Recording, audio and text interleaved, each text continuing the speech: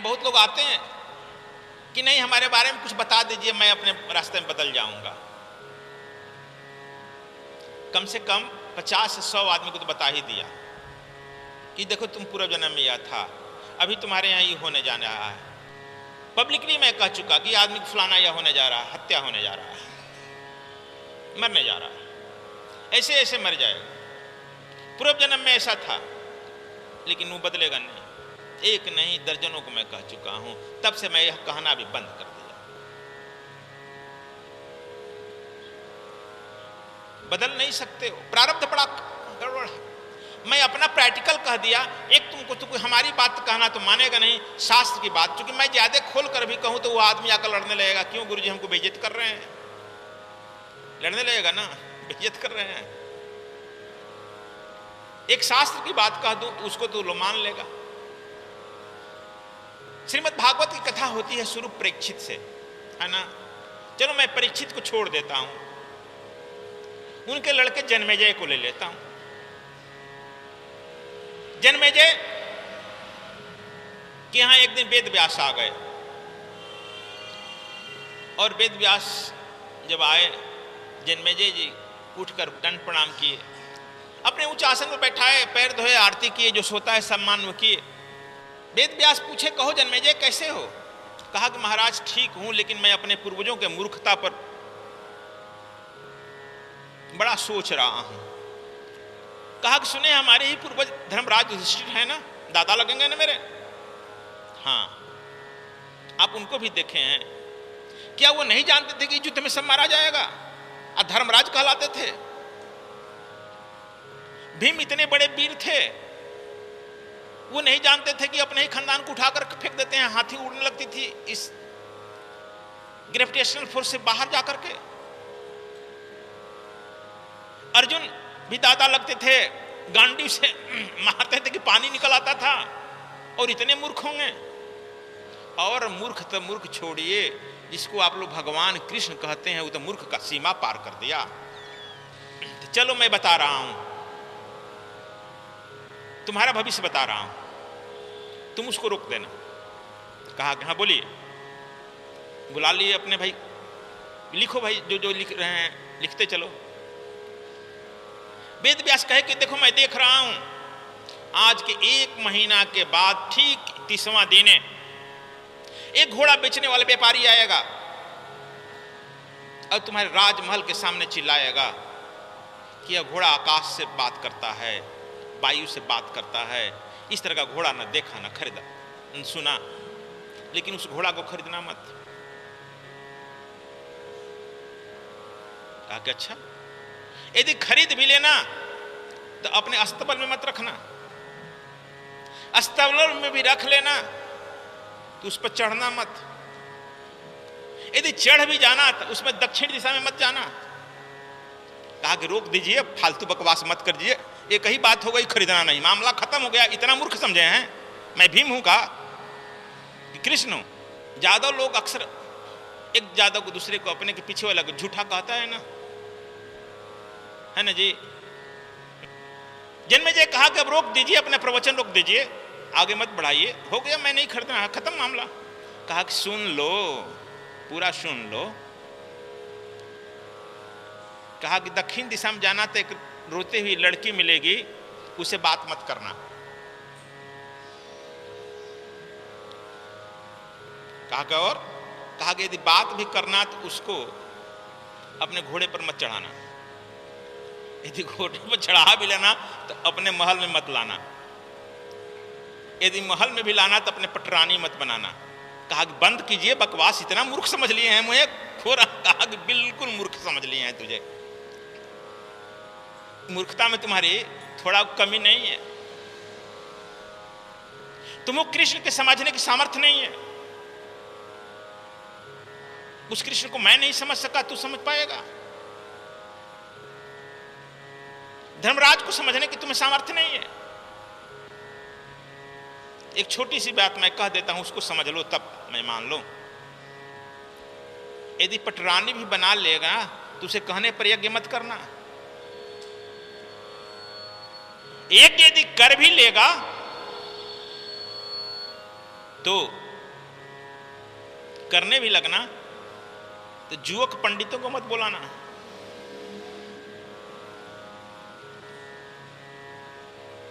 यदि जुवक पंडितों को बुला भी लेना तो उन पर हंसना मत।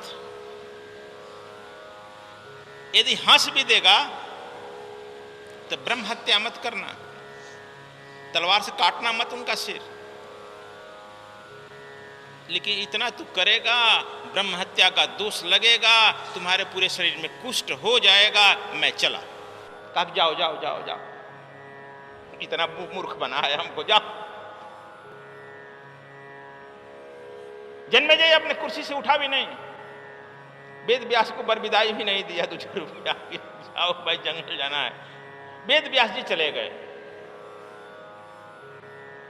और ठीक 1 महीना के बाद 30वां दिन डेट के अनुसार ठीक दरवाजे पर एक घोड़ा वाला आ गया, मदारी। इस राज्य में चर्चा होने लगी, महाराज घोड़ा गजब का आया है। यदि यह घोड़ा तो लोग वो तो कह रहा है कि आकाश में चलेगा, बात से हवा से बात करेगा, नदी में भी चलेगा, तो गजब है। कहता अच्छा, अरे यह वेद व्यास कहा है मत बात करो उसकी। तो कहा कि वो कहे हैं ना चढ़ने के लिए, लेकिन उस घोड़े को हम लोग खरीद लें, खरीद करके रखें तो उसमें क्या लगता है, चढ़ेंगे नहीं। आप ठीक कह रहे हो, खरीद लो। घोड़ा खरीद कर अंदर आ गया। कहा गस्तवल में बांध दो, चढ़ेंगे नहीं, अस्तवल में बांध दिया गया। लेकिन जब घोड़ा चढ़ने वाला 2 अखड़े में लड़ने वाला ताल ठोकता है तो लड़ने वाला को रह नहीं जाता है। घोड़सवरिया यदि घोड़ा पर चढ़ जाए तो भी नहीं रहता है। एक घोड़ा पर चढ़ रहा था तब तक से यह घोड़ा हिनहिनाया, कहा कि लाओ। और यह जन्मेजय उस घोड़े पर चढ़ गया, कूद कर चढ़ा था। घोड़े हवा से बात करने लगा। हवा से बात ऐसा क्या कहा कि हम 4 दीवारी से बाहर नहीं जाएंगे। लेकिन वह जो घोड़ा हवा से बात किया, 4 दीवारी से छलांग लगा गया बाहर, चला जाएगा ना। कहा कि चल तुम जिधर चलेगा मैं दक्षिण दिशा में नहीं जाऊंगा। दक्षिण दिशा में ही घोड़ा चल दिया। कहा कि चल लड़की से मैं थोड़े बात करूंगा, इतना बुड़बक हूं। वो जहां लड़की जंगल में रो रही थी वहीं जाकर घोड़ा खड़ा हो गया। कहा कि बड़ा मूर्ख है यार, खूब रो रही थी। कहा कि चलो अच्छे से बात करने में पूछते रो क्यों रो रही है। वो लड़की से उतर कर पूछे क्यों रो रही हो वाला। देखा कि बहुत गजब की सुंदर है लड़की, क्यों रो रही हो। कहा कि जाओ ना अपना काम करो, हमारे दुख से तुमको लेना देना है क्या। कहा कि जानती नहीं हो मैं राजा हूं, यदुवंश का श्रेष्ठ राजा हूं, चक्रवर्ती सम्राट हूं। क्षत्रियों का अहंकार बड़ी जल्दी आता है। आ गया अहंकार। कहा कि तब क्या कर लेगा। कहा कि जो कहोगे मैं तुम्हारे दुख कर दूंगा। कहा कि हमारे भाग में लिखा है शादी नहीं, शादी कर लेगा। ज्योतिषी लोग कहा है कि हमारे भाग में नहीं लिखा है, कर लेगा। क्यों बकवास कर रहा है, चल कर लिया, आओ बैठ मेरे घोड़े पर। घोड़े पर बैठ कर जो ही बैठी घोड़ा मुड़ गया, राजमहल में आ गया। राजमहल में आ गया, पटरानी बना दी गई। सब लोग विचार करने लगे महाराज आगे मत बढ़िए, यज्ञ मत करिए। कहा नहीं करूंगा। हो गया। तब तक से कुछ ही दिन के बाद महारानी कही कि देखिए मैं संकल्प ली हूं कि एक अश्वमेघ यज्ञ करूंगी। कहा ठीक, अश्वमेघ यज्ञ शुरू हो गया। जवान काशी के पंडित भी आ गए। घोड़े के अश्वमेघ यज्ञ में एक एक अंग का पूजा किया जाता है, जानता है ना। घोड़े का अंग का पूजा करते करते लिंग का पूजा जब करने का विधान आया, महारानी जब लिंग पर चढ़ाने लगी फूलमाला अक्षत, पंडित जवान थे हंस दिए, जवान पंडित सब हंस दिए। महारानी थाल पटक दी, क्रोध से थाल पटक दी, तलवार राजा खींचा और ब्राह्मणों का सर धड़ा अलग कर दिया। दक्षिणा मिल गई। और पूरा देह इनका कुष्ठ हो गया। हो गया ना।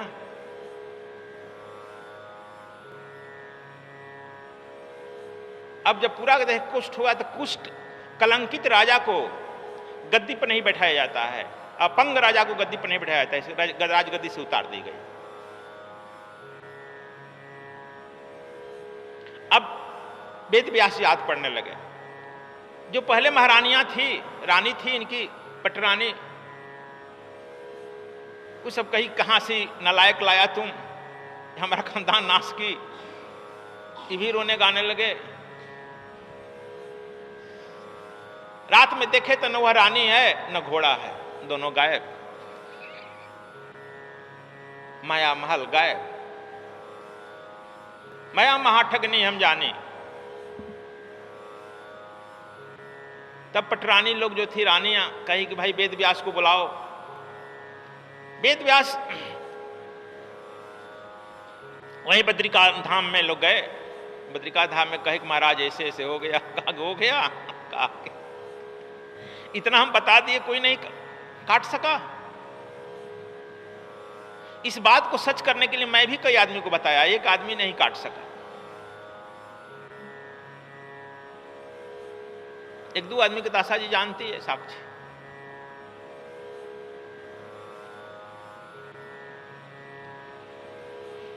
जब तक से तू अपनी मन के वृत्तियों को छोड़ेगा नहीं और मन के वृत्तियों को छोड़कर गुरु के शरणागत नहीं हो जाएगा, तब तक से काटना असंभव है बंधु।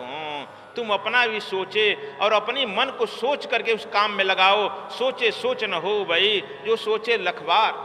सोचते सोचते सोचते तुम अपने को अपने में आबद्ध कर लेता है, बुरी तरह से बांध लेता है, होगा नहीं। सोच की सारी प्रक्रियाओं को छोड़ दो गुरु पर एक बार, एक जन्म के लिए। यदि एक जन्म के लिए तुम छोड़ देता है सोचने की प्रवृत्ति को, तो हो सकता है कि तुमको वहां से वह मुक्त कर दे। लेकिन वह संस्कार तुझे छोड़ेगा नहीं, संस्कार धक्का देगा। संस्कार से लड़ना ही सन्यास है, और संस्कारों में आबद्ध होकर के उसके अनुसार चलना, संघर्ष करना ही संसार है। अब तुम संसारी है या सन्यासी है, अपने में यह समझ लो। वस्त्र पहन लेना, मेरे तरह दाढ़ी बढ़ा करके बैठ जाना सन्यासी नहीं है। सन्यास लेना एक आर्ट है, एक कला है, मन का खेल है। और जब तक तुम अपने संकल्प और विकल्पों से मुक्त नहीं होता है, दूसरी भाषा में समझ लो, संकल्प और विकल्पों से मुक्त होना ही सन्यास है। और संकल्प और विकल्पों में बार बार लगे रहना, मैं यह कर लूं, यह कर लूं, यह कर लूं, संसारी हो। जितना संकल्प लेगा उतना चक्कर में पड़ते जाएगा, पड़ते जाएगा। संकल्प तुझे मुक्त नहीं होने देगा।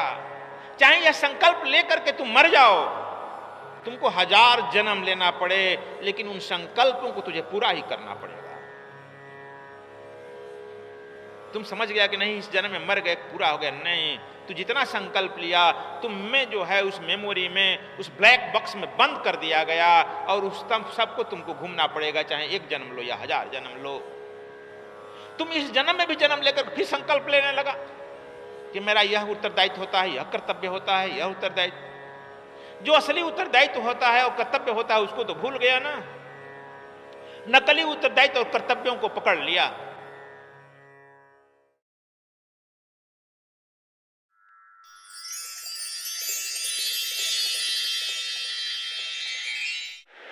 आचार्य जयेश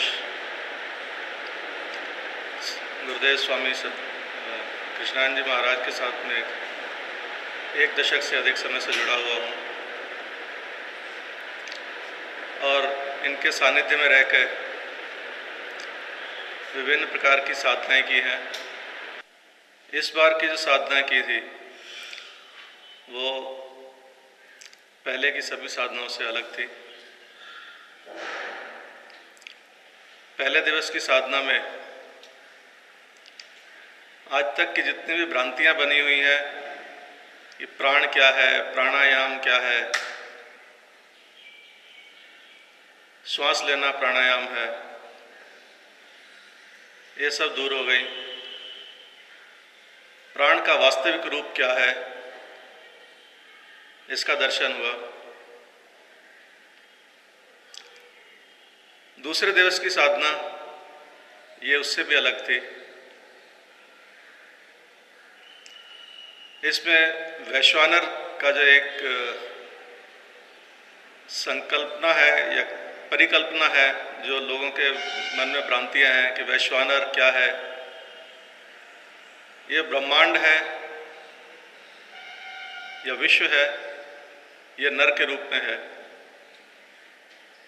इसका एक अद्भुत दृश्य ध्यान की गहराइयों में आज दर्शन हुआ उसका। जब साधना आरंभ हुई तो ऊर्जा का इतना अधिक प्रवाह था, एक सैलाब उमड़ रहा था। मूलाधार से उठकर ऊर्जा आज्ञा चक्र तक आई और आज्ञा चक्र पर वहां पर उसे एक ठहराव मिला। आज्ञा चक्र के पश्चात उससे आगे की जो यात्रा थी उसमें गुरुद्वार क्या होता है, इसका महत्व आज समझ में आया। आज तक तो गुरुदेव कहा ही करते थे गुरुद्वार क्या होता है, लेकिन आज उसको देखा भी।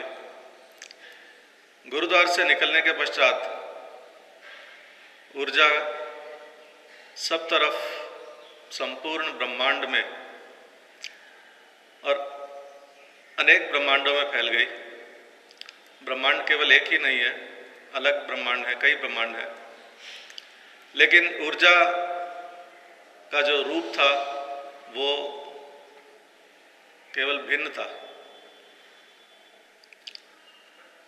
जो बहुत तेज चमक थी ऊर्जा के उस रूप की, वो बहुत धीरे धीरे एक शांत से एक धीमी धीमी मध्यम रोशनी में, मध्यम ऊर्जा में परिवर्तित हो गई।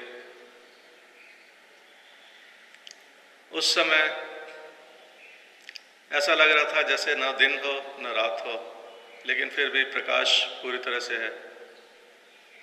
न तेज आंखों में चुभने वाला प्रकाश, न अंधकार। यह ध्यान की परमावस्था के बराबर ही कहा जाएगा, यह परमावस्था थी। उस समय न अपना भान था न किसी और का, वहां पर केवल चेतना थी, परम चेतना। परम चेतना जो परम तत्व, परम पुरुष या परम गुरु के माध्यम से किसी को भी प्राप्त हो सकती है।